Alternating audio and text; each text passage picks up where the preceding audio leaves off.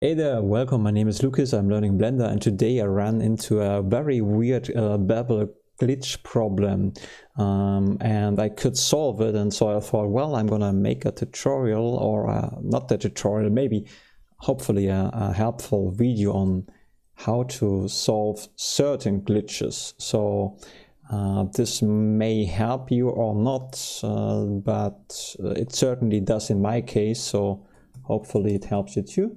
You can see I have like here like a glitch on this edge, and every time when I turn off the bevel modifier it seems to be no problem at all. See, looks fine, maybe not perfect but definitely fine to me.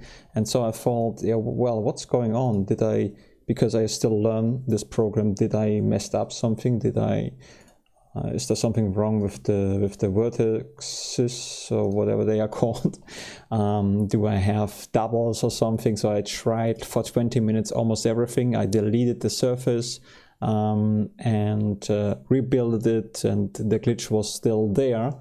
And then I solved the problem.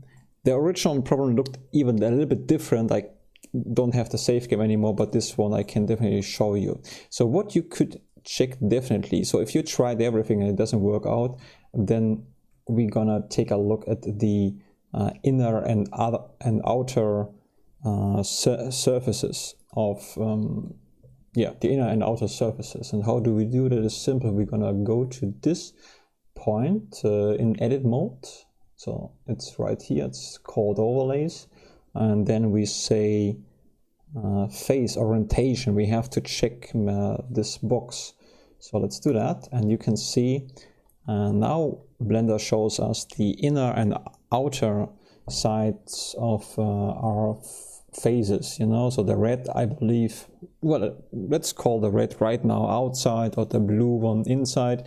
Could be vice versa. Again, I still also learn English still, but it doesn't really matter. Important is that if we take a look at our little ship here, then we see that almost everything here is red.